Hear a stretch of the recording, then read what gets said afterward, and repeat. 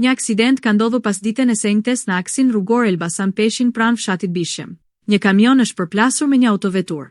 Si pasojë e aksidentit, drejtuesi i autoveturës tip Golf është plagosur dhe dërguar në spital për ndihmë mjekësore. Burime nga spitali bëjnë me dije se drejtuesi i mjetit të përfshirë në aksident është jashtë rrezikut për jetën.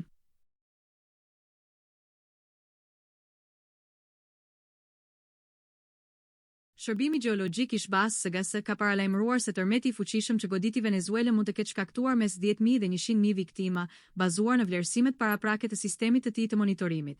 Sipas ekspertëve, kjo nuk përfaqëson numrin real të vdekurve, por një parashikim statistikor që përdoret për të ndihmuar autoritetet dhe ekipet e emergjencës në organizimin e reagimit ndaj katastrofës. SGS përdor sistemin PAGER, i cili analizon faktorë si magnituda e tërmetit, thellësia e tij, intensiteti i lëkundjeve të tokës dhe numri i banorëve të ekspozuar ndaj rrezikut. Më pas, këto të dhëna krahasohen me tërmetet e ngjashme të ndodhura më parë për të llogaritur pasojat e mundshme. Megjithatë, specialistët theksojnë se në bilancin final ndikojnë edhe faktorë të tjerë, si cilësia e ndërtesave, dendësia e popullsisë dhe ora kur ndodh fatkeqësia. SGS ka dhënë kësaj ngjarjeje nivelin më të lartë të alarmit, të njohur si alarmi i kuq, një kategori që shpallet vetëm një ose dy herë në vit për tërmete me pasoja potencialisht katastrofike. Vlerësimet pritet të përditësohen në ditët në vijim, teksa autoritetet vazhdojnë operacionet e kërkim shpëtimit në zonat e prekura. Në Gdańsk të Polonisë është zhvilluar konferenca për rindërtimin e Ukrainës. Me pjesëmarrjen e kryetarëve të shteteve dhe qeverive, institucioneve financiare ndërkombëtare, përfaqësuesve të biznesit dhe organizatave të shoqërisë civile nga mbar bota. Mori pjesë edhe kryeministri Edi Rama, i cili deklaroi në fjalën e mbajtur se koncepti i këtij takimi është shumë i thjeshtë. Nëse rindërtimi pret derisa të bjerë plumbi i fundit, atëherë do të jetë tashmë tepër vonë. Dhe pikërisht për këtë arsye jemi sot këtu. Ndërkohë, Ukraina po rindërtohet, ndërsa njëkohësisht mbron veten. Ky është kuptimi i madh i kësaj konference. Shqipëria është këtu me një bindje shumë të thjeshtë. Ukraina duhet ta sigurojë paqen me të njëjtën vendosmëri me të cilën po mbron lirinë e saj. Nga ana tjetër, ne shohim rindërtimin e Ukrainës dhe integrimin evropian të Ballkanit Perëndimor si procese që përforcojnë njëri tjetrin. Të dyja kanë të bëjnë me plotësimin e Europës, forcimin e qëndrueshmërisë së saj dhe uljen e cënueshmërive strategjike. Sipas kryeministrit Edi Rama, rindërtimi nuk është bamirësi, por strategji. Nuk bëhet fjalë vetëm për të riparuar atë që është shkatëruar, por për të ndërtuar një Ukrainë demokratike, europiane, moderne dhe të qëndrueshme, duke treguar se gjithë Europa është e aftë ta bëjë këtë. Ukraina, theksoi kryeministri Rama, po rindërton guximin e Europës. Europa duhet të ndihmojë në rindërtimin e së ardhmes së Ukrainës. Presidentja në detyrë e Kosovës, Albulena Haxhiu, është pyetur edhe rreth postit të presidentes, ku ka thënë se nuk do të jetë kandidate për presidente. Haxhiu shpreh për Kosova Press se synimi është që të gjendet një marrëveshje politike në mënyrë që Kuvendi i Republikës së Kosovës të votojë presidentin me mandat 5 vjeçar dhe të vazhdojnë proceset institucionale dhe përgjegjësitë shtetërore.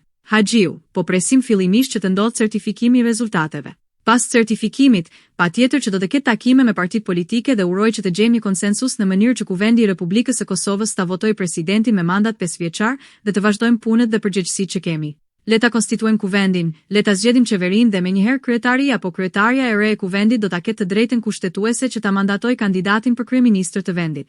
Ajo thotë se ende nuk kanë vendosur nëse do të marrin pjesë në samitin e NATO-s që pritet të mbahet në Turqi. Haxhiu, ende jemi duke marrë informacione për këtë. Ju lutemi që t'u drejtoheni me shkrim institucioneve kompetente dhe do t'ju përgjigjemi. Haxhiu foli edhe për rezultat zgjedhore, ku shpreh se fillimisht duhet të pritet certifikimi i rezultateve zgjedhore, pas së cilës do të zhvillohen takime me partitë politike për të arritur konsensus për qeverinë. Izraeli nuk do të tërheqë trupat e tij nga Libani, tha ministri i Izraelit i mbrojtjes Israel Katz, teksa Tel Avivi dhe Beiruti vazhdojnë bisedimet që ndërmjetësohen nga Washingtoni. E kemi bërë të qartë që në asnjë rrethan ne nuk do të tërhiqemi, tha Katz gjatë një konference në Tel Aviv të mërkurën, duke shtuar se këtë qendrim ja ka paraqitur edhe palës amerikane. Për momentin, dhe kjo është arritje diplomatike, nuk ka asnjë kërkesë amerikane për Izraelin që të tërhiqet nga Libani, shtoi ai.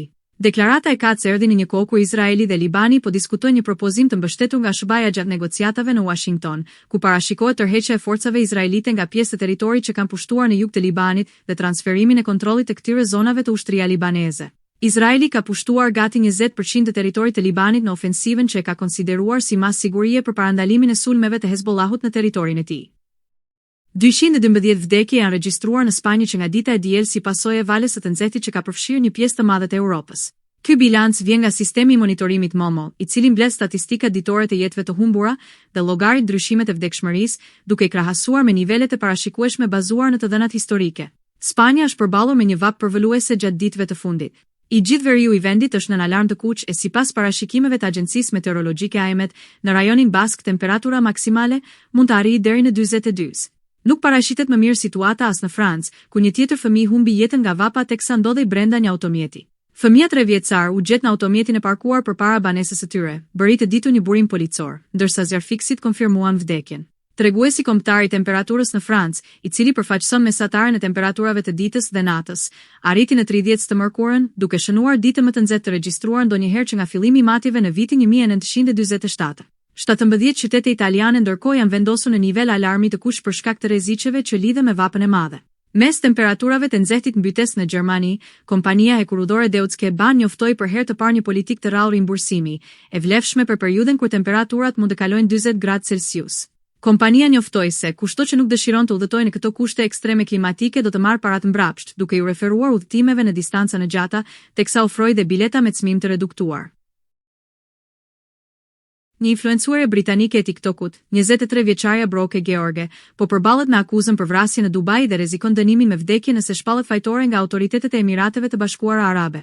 E reja nga Kenti Anglis akuzohet se ka vrarë me thik një burr 26 vjeçar britanik, me të cilin kishte krijuar një lidhje pas njohjes në rrjetet sociale. Sipas saj, ngjarja ndodhi pasi ishte përballur me dhunë të vazhdueshme dhe kishte vepruar për të mbrojtur jetën e saj. George ndodhet aktualisht në paraburgim në burgun e Dubait, ndërsa organizata për të drejtat e njerëzit Detainet in Dubai po kërkon që rasti të trajtohet si një çështje e dhunës në familje dhe që ajo të lirohet me kusht gjatë hetimeve. Drejtoresha e organizatës deklaroi se 23 vjeçaria kishte marrë një thik vetëm pasi ishte sulmuar fizikisht dhe goditur në fytyrë. Sipas dëshmisë së George, ajo e kishte njohur viktimën përmes Facebook-ut. Megjithatë, gjatë udhëtimit të tyre në Dubai, sjellja e tij kishte ndryshuar ndjeshëm, duke u bërë sipas saj kontrolluese dhe abuzive, shkruante Sun. Ajo pretendon se zbuloi se partneri i kishte rezervuar vetëm një bilet vajtje për në Dubai, gjë që e kishte alarmuar.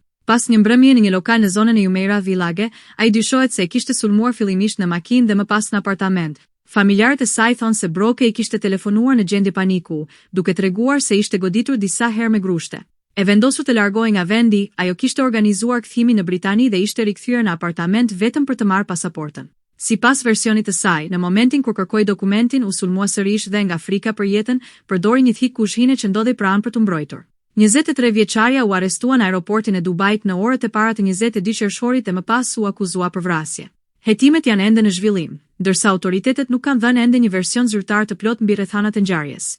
Nëse shpallet fajtore sipas ligjeve të Emirateve të Bashkuara Arabe, George mund të përballet me dënime shumë të rënda, përfshirë edhe dënimin me vdekje.